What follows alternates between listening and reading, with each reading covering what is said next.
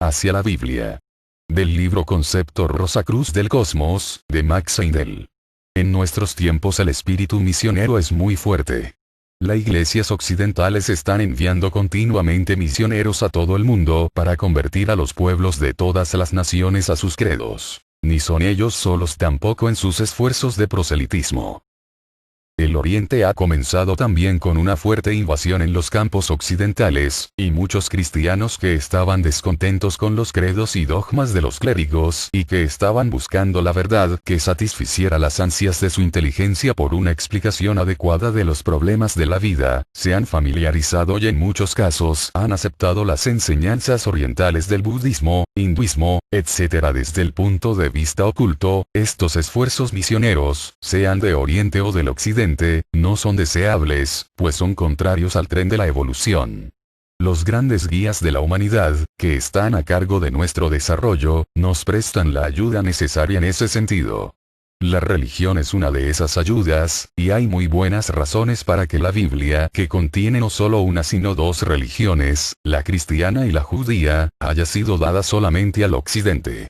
Si buscamos diligentemente la luz, veremos la suprema sabiduría que nos ha dado esa doble religión y como ninguna otra religión actual, es apropiada para nuestras necesidades especiales.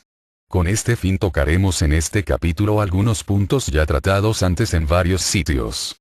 Durante las épocas polar, hiperbórea y lemúrica, la tarea de guiar a la humanidad era comparativamente fácil, porque el hombre no tenía mente. Pero cuando obtuvo ese elemento perturbador, durante la primera parte de la época Atlante desarrolló la astucia, que es el producto de la mente no gobernada por el espíritu. La astucia obra ayudando al deseo, sin tener en cuenta si este es bueno o malo, o de si puede traer alegría o dolor. A mediados de la época Atlante el espíritu entró completamente dentro de sus vehículos y comenzó a trabajar en la mente, produciendo el pensamiento y la razón. La capacidad de deducir una causa dado el efecto inevitable que aquella produce. Esta facultad de razonamiento o lógica se desarrolló más completamente en la época aria, y, por lo tanto, los semitas originales, la quinta raza de la época Atlante, eran un pueblo elegido para llevar esa facultad germinal a tal madurez, que impregnara completamente las mismas fibras de sus descendientes, quienes así se convirtieron en una nueva raza. La transmutación de la astucia en razón no fue una tarea fácil. Los primeros cambios en la naturaleza humana se efectuaron fácilmente. Podía entonces ser guiada sin dificultad porque no tenía deseos conscientes ni mente para guiarse, pero en el tiempo de los semitas originales se había hecho suficientemente astuta para sentir las limitaciones de su libertad y para evitar repetidas veces las medidas que se tomaban para mantenerla en línea. La tarea de guiarla fue entonces sumamente difícil, porque era necesario que tuviera alguna libertad de elección, para que a su debido tiempo pudiera aprender el dominio propio. Por lo tanto, se hizo una ley que decretaba recompensa inmediata por la obediencia y castigo instantáneo por la violación de aquella. Y de esta suerte se enseñó al hombre a razonar y a comprender de limitada manera que el camino del transgresor es muy duro y que debía temer a Dios o al guía que lo conducía. De todos los que fueron elegidos como simiente para la nueva raza, solo unos pocos permanecieron fieles. La mayoría de ellos se rebelaron y, en lo que a ellos mismos concernía, frustraron completamente el propósito de su guía, casándose con miembros de otras razas atlantes, dando así sangre inferior a sus descendientes. Esto es lo que quiere significar la Biblia cuando se habla de que los hijos de Dios se casaron con las hijas de los hombres. Por ese acto de desobediencia fueron abandonados y perdidos. Aún los mismos fieles murieron en lo que respecta al cuerpo en el desierto de Gobi, el desierto, en el Asia Central, la patria de nuestra raza actual. Y reencarnaron, como sus propios descendientes, por supuesto, y de esta manera heredaron la tierra de promisión, la tierra como es ahora. Son las razas arias en las que la razón está desarrollándose a perfección. Los rebeldes abandonados fueron los judíos, la mayoría de los cuales están gobernados todavía más por la facultad atlante de la astucia que por la razón. En ellos, el sentimiento de raza es tan fuerte que únicamente distinguen dos clases de pueblos, judíos y gentiles. Ellos desprecian a las demás naciones y a su vez son despreciados por ellas, por su astucia, egoísmo y avaricia. No se niega que hagan caridades. pero es principalmente, si no exclusivamente, entre su propio pueblo y rara vez internacionalmente, como sucedió en el caso de los desastres ocurridos en Italia a consecuencia de los terremotos, en el que todas las barreras de credos, razas y nacionalidades se olvidaron ante el sentimiento de simpatía humana. En tales casos, como en el desastre de San Francisco, la naturaleza interna del hombre se hace más evidente que bajo cualesquiera otras circunstancias, y el observador atento puede entonces discernir la tendencia de la evolución. Entonces se manifiesta el hecho de que aunque en medio de las luchas de nuestra vida ordinaria lo olvidamos, sentimos en el corazón y reconocemos esa gran verdad de que todos somos hermanos y que la desgracia de uno es realmente sentida por todos. Tales incidentes determinan, por lo tanto, la dirección de la evolución. El dominio del hombre por la razón será sucedido por el del amor, que actualmente obra independientemente y a veces hasta contrariamente a los dictados de la razón. Esta anomalía se produce porque el amor actualmente es muy rara vez altruista y nuestra razón no siempre es cierta. En la Nueva Galilea, la próxima sexta época, el amor se hará altruista y la razón aprobará sus dictados. La fraternidad universal se realizará entonces plenamente, y cada uno trabajará para el bien de todos, porque el egoísmo será una cosa del pasado. Para que este anhelado fin pueda realizarse, será necesario seleccionar otro pueblo escogido de los actuales linajes de reserva, como núcleo del cual pueda surgir la nueva raza. Esta selección no se hará contra la voluntad de los escogidos. Cada hombre debe elegir por sí mismo. Debe entrar voluntariamente en las filas. Las razas no son sino rasgos evanescentes de la evolución. Antes de la terminación de la época lemúrica, hubo un pueblo elegido diferente de la humanidad ordinaria de aquel tiempo, que fue el antecesor de las razas atlantes. De la quinta raza de estas, otro pueblo elegido se seleccionó, del cual descienden las razas arias, de las cuales ha habido ya 5 y habrá 2 más.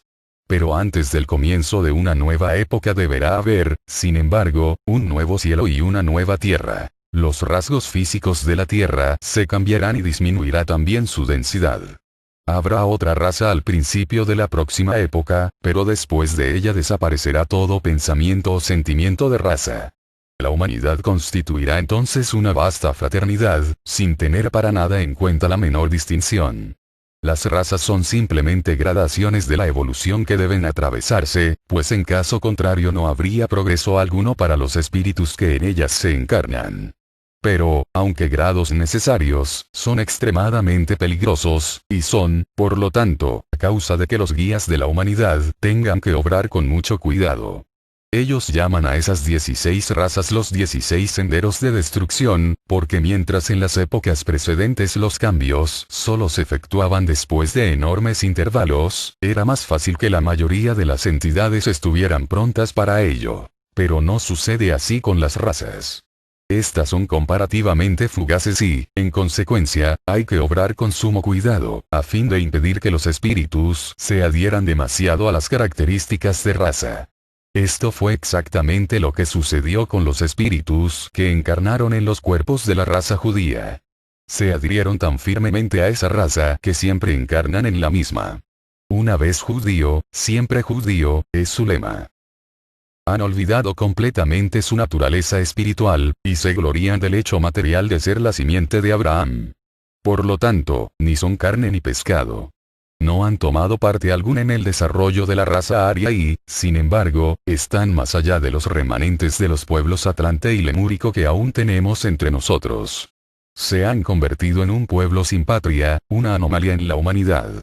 Debido a su limitación a esa idea de raza, el guía de su tiempo se vio obligado a abandonar y se perdieron. Con objeto de que pudieran cesar de considerarse a sí mismos como separados de otros pueblos, los guías dirigieron contra ellos a otras naciones en diversas ocasiones y fueron llevados como cautivos y arrancados del país donde se habían asentado, pero en vano. Se negaron abiertamente a amalgamarse con los otros. Una y otra vez volvían como un solo hombre a sus áridas tierras.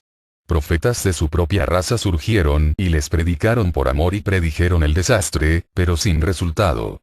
Como esfuerzo final, para persuadirlos de que debían echar a un lado la adherencia a la raza, hemos visto la anomalía de que el guía de la raza siguiente, el gran instructor Cristo, apareció entre los judíos. Esto muestra además la compasión y la sabiduría de los grandes seres que guían la evolución. Entre todas las razas de la Tierra no había ninguna otra perdida en el mismo sentido que los judíos. Ninguna otra necesitaba tanta ayuda. El haberles enviado a un extranjero, uno que no fuera de su propia raza, hubiera sido manifiestamente inútil. Anticipadamente se sabía que lo hubieran rechazado. Así como el gran espíritu conocido por el nombre de Booker T. Washington encarnó entre los negros y estos le recibieron como uno de los suyos, habitándolo así para iluminarlos en manera tal que ningún blanco pudiera haberlo hecho, así también los grandes guías esperaban que la aparición de Jesús, como uno de los suyos, pudiera hacerlos aceptar sus enseñanzas y salir así de su adhesión a los cuerpos de su raza. Pero es muy triste ver cómo prevalecen los prejuicios humanos. Él vino entre su propia sangre, y ellos eligieron a Barrabás. No glorificó a Abraham ni a ninguna otra de sus antiguas tradiciones. Él habló de otro mundo, de una nueva tierra de amor y olvido, y repudió la doctrina de ojo por ojo. No les incitó a armarse contra el César. Si lo hubiera hecho, hubiera sido vitoreado como un libertador. Aún en ese respecto, fue mal comprendido hasta por sus discípulos, quienes lamentaron tanto su perdida esperanza de un reino terrestre, como lloraban a su amigo muerto a manos de los romanos. El rechazo de Cristo por los judíos fue la prueba suprema de su adherencia a la raza. Desde entonces, todos los esfuerzos para salvarlos como conjunto dándoles profetas especiales e instructores, se abandonaron, y como se probó la futilidad de aislarlos en bloque, como último expediente se les mezcló con todas las naciones de la tierra. A pesar de todo, no obstante, la extrema tenacidad de este pueblo ha prevalecido hasta nuestros días y la mayoría continúan siendo ortodoxos. En América, sin embargo, está perdiéndose ligeramente. Las generaciones más jóvenes están comenzando a casarse fuera de la raza. A su tiempo se irá proveyendo un número de cuerpos siempre crecientes con cada vez menos características de raza para los espíritus judíos que se encarnen. Y de esta manera se salvarán, a pesar de ellos mismos. Se perdieron casándose con razas inferiores, y serán salvados amalgamándose con las más avanzadas. Como las actuales razas arias son seres humanos más racionales, capaces de aprovecharse de la experiencia del pasado, el medio más lógico de ayudarlas es decirles los estados de crecimiento pasados y el destino que cayó sobre los desobedientes judíos. Esos rebeldes tienen un recuerdo escrito de cómo los trataron sus guías.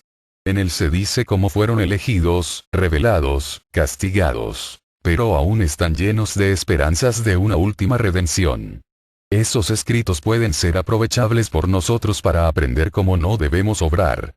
No tiene importancia el que, en el transcurso de las edades, se hayan mutilado, y que los judíos de hoy tengan la ilusión de ser un pueblo elegido. La lección que podemos tomar de sus experiencias no es por eso menos estimable. Podemos aprender cómo un pueblo elegido puede desobedecer a su guía, frustrar sus planes y limitarse a una raza durante edades. Su experiencia debe ser una buena recomendación para cualquier futuro pueblo elegido. Y esto lo dice San Pablo en términos inequívocos. Eb. I. 3:4. Porque si la palabra de los ángeles era firme y cada transgresión y desobediencia recibía una justa recompensa, ¿cómo escaparemos a ella si descuidamos tan gran salvación? Y San Pablo estaba hablando a los cristianos, pues los hebreos a quienes escribió esto, eran conversos y habían aceptado a Cristo. Eran gente de la que él, San Pablo, esperaba que en alguna vida futura, hubiera podido contarse entre el nuevo pueblo elegido, que voluntariamente siguiera a su guía y desarrollara la facultad de la percepción espiritual y el amor, la intuición, que sucederá a la propia investigación y a la razón. Las enseñanzas cristianas del Nuevo Testamento pertenecen particularmente a las razas adelantadas del mundo occidental. Está implantándose especialmente entre el pueblo de los Estados Unidos, porque como el objeto de la nueva raza de la sexta época será la unificación de todas las razas, los Estados Unidos, se están convirtiendo en un lugar donde todo se mezcla, donde todas las naciones de la tierra se están amalgamando, y de esta amalgama se derivará el próximo pueblo elegido.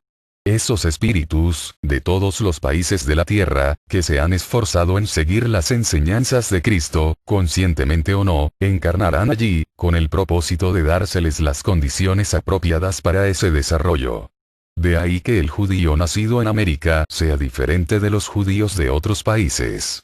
El mismo hecho de que hayan nacido en el mundo occidental prueba que se está emancipando el espíritu de su raza y, por consiguiente, que se ha adelantado a los judíos ortodoxos del viejo mundo cristiano, como eran sus padres, pues de lo contrario no habrían concebido la idea de romper sus lazos antiguos y venir a América. Por lo tanto, el judío nacido en América es el precursor que preparará el sendero que seguirán sus compatriotas más tarde. Vemos, pues, que la Biblia contiene las enseñanzas que necesitan especialmente los pueblos occidentales, quienes pueden aprender una lección del ejemplo horrendo de la raza judía, tal como se relata en el Antiguo Testamento, y pueden aprender a vivir las enseñanzas que Cristo da en el Nuevo Testamento, ofreciendo voluntariamente sus cuerpos como un sacrificio viviente sobre el altar de la fraternidad y del amor. Del libro Concepto Rosacruz del Cosmos, de Max Heindel.